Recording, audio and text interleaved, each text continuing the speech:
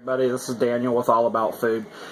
Today I have a little bit of a canning rant and some information. First off, what I'm going to start with is this is some vegetable soup that I canned back in November of 2012. What I do is when I make soups and chilies and stuff, I will make a great big humongous stock pot full of them and eat on it for a few days and can the rest of it. Well, generally with like the chili and stuff, it gets eaten pretty quick. Vegetable soup, I'm not a great big vegetable soup fan. I will eat it from time to time. It's cheap to make, cheap and easy to make. Well, I had 2 jars of this left, and I had eaten the other jars up until now, you know, off and on. They were fine. And this, it's not bad or anything. It's still sealed. It's still perfectly good. And what I did the other day, I thought, well, I've got 2 jars of this left. I'm going to open one up and have one for lunch. So I opened it up and I heated it up and everything. And I took a bite of this, and it was so salty that I could not eat it. So, I think what I'm going to say is that this is a lesson learned, that if you're canning soups and you're going to have them stored for a long time before you eat them, I would definitely not add any salt, or just very, very little salt. And like I said, up until now, it's probably been a year or 2 since I've eaten a jar of this. And like I said, it was fine. It didn't taste too salty. But for some reason now, this is just so salty that I couldn't even eat the bowl. Well, I didn't have a whole lot of time that day, or else what I would have done probably is cut up a potato and put this in and let it simmer for a little while, and the potato will take that some of that saltiness away. But I think next time, whenever I can my soups, if I know that I'm not going to eat them that quickly, I'm just not going to even add any salt to them. I'll just salt to taste when I open the can and heat it up. So, once again, this was canned in 2012. It's now 2016. It's still perfectly fine.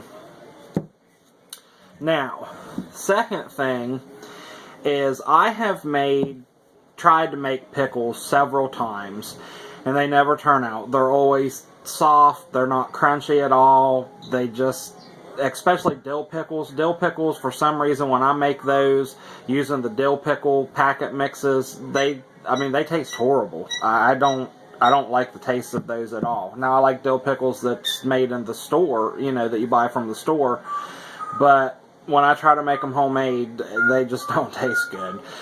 Now, I like the sweet pickles homemade better, with the consistency where they don't stay crunchy.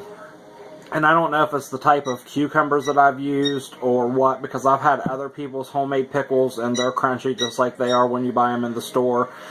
But for some reason, they just don't turn out great whenever I make them.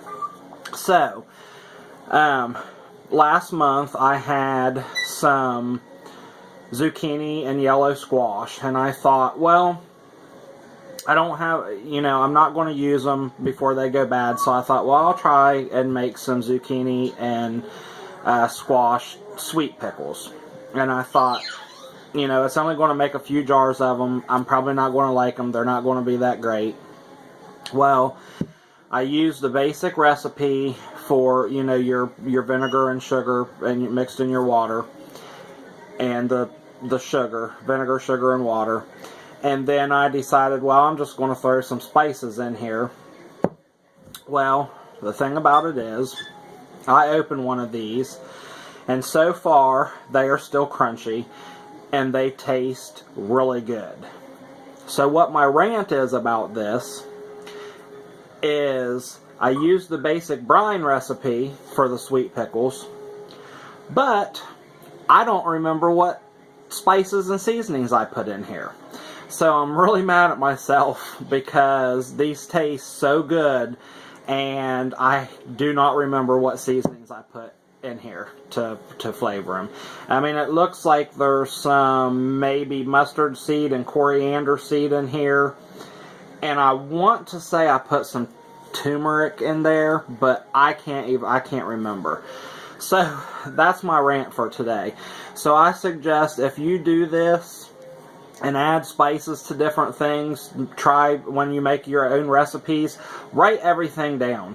Even if it doesn't turn out good, write it down, because that one time when you get something that is actually really good and you don't write it down, you're going to be mad at yourself. Because I am so aggravated at myself right now because I did not write down exactly what spices I put in here, and these are really, really good. So, like I said, just don't add with your soups and stuff. I recommend not adding any salt in with them. Now, they say also that different spices and stuff will get really strong after canning, and I put a lot of fresh spices and stuff, you know, or not necessarily spices, herbs, you know, basils and oreganos and stuff out of the herb gardens, and I use dried as well if, you know, that's all I have on hand. But I've never personally had a problem with it getting too strong of spice taste or herb taste, but I like a lot of spices and herbs and stuff in my food anyway. So recommendation on this, don't add any extra salt if you're keeping it long-term storage in your canning stuff.